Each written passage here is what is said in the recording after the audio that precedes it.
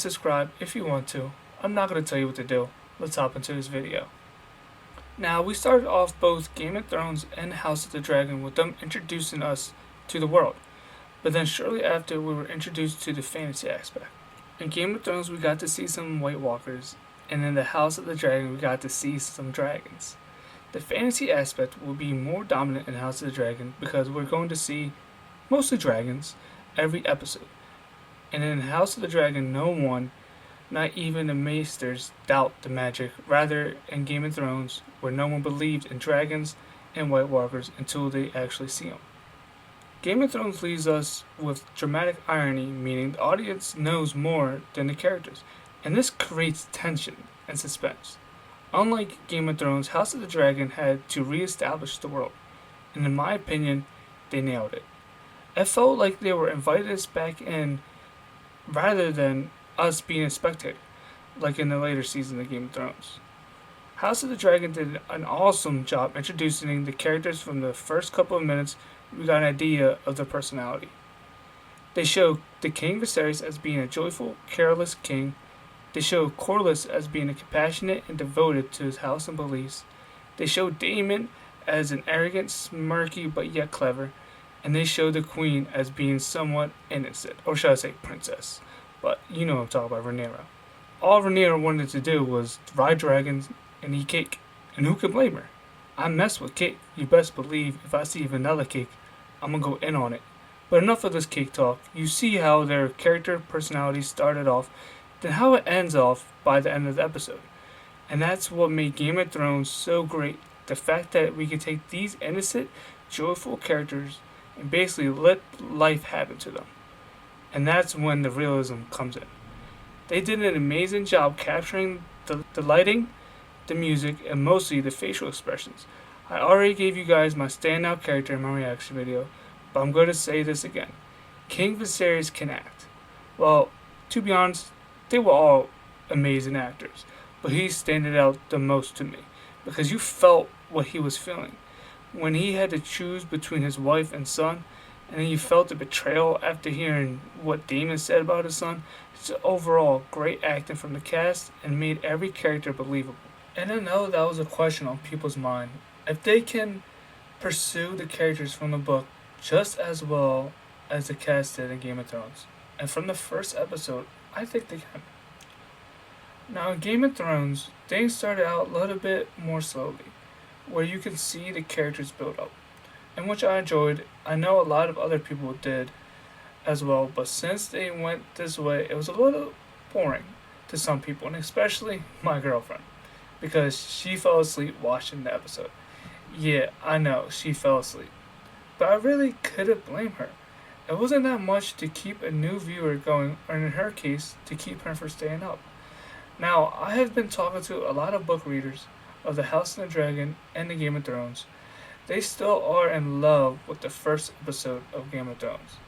Seeing their baby come to life on the big screen for the first time ever was a moment they will never forget. Now let's get into some details about what made House of the Dragon's first episode so good. We already touched on the characters, acting, and re-establishing of the world, and now I want to talk about the action.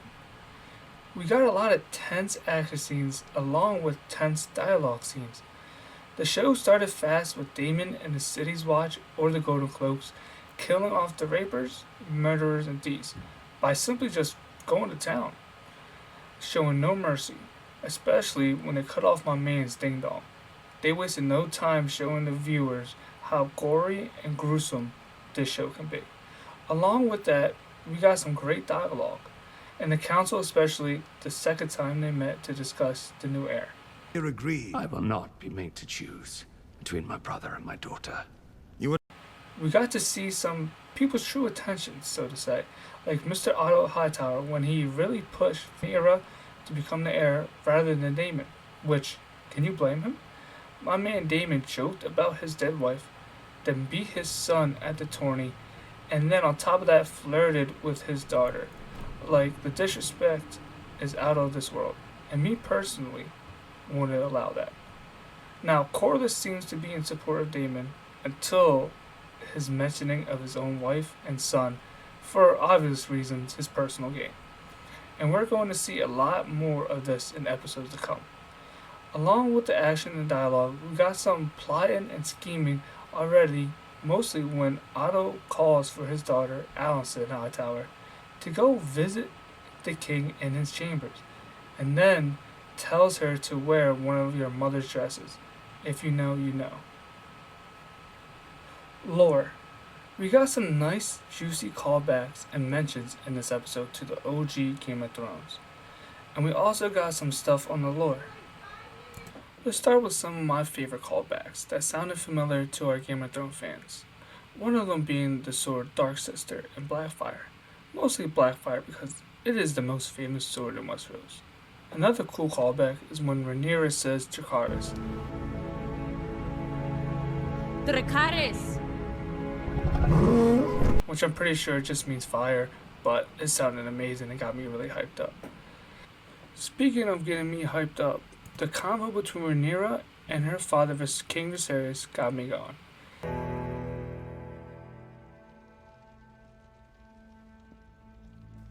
I, Ormond Baratheon, promise to be faithful. There's something else that I need to tell you. Might be difficult for you to understand, but you must hear it. Our histories. They tell us that Aegon looked across the Blackwater from Dragonstone, saw a rich land ripe for the capture. But ambition alone is not what drove him to conquest. It was a dream. And just as Daenerys foresaw the end of Valyria, Aegon foresaw the end of the world of men. Just to begin with a terrible winter, gusting out of the distant north. I, Rickon Stark, Lord of Winterfell. Aegon saw This is when they were talking about Aegon the Conqueror and telling us that he had a dream about the ending of all men, starting with the Dark Night, or as Game of Thrones fans know, the Long Night. And then it goes right into the shot when they showed Lord Stark while having the voiceover talking about the Long Night, and that was just beautifully amazing. It almost made a grown man cry. Now, speaking of crying, let's hop back into Game of Thrones and talk about its key moment, no other than when Jaime and Cersei push Bran out the window. quite the little climb, aren't you? How old are you, boy? 10. 10.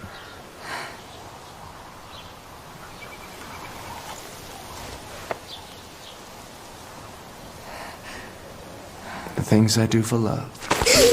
You can even pinpoint this moment as being the one that started Game of Thrones. Along with this, we also had some great dialogue between Jon and Tyrion, Ned and Robert, and the whole Starks family. Now, it's hard to think of Game of Thrones and not get mad because of how bad they killed everyone's arc, but from a viewer standpoint, their first episode was pretty good. But if we compare the two, I believe House of the Dragon takes this one. Well, now, what do you think? Leave comments down below. Thank you for watching. Peace out.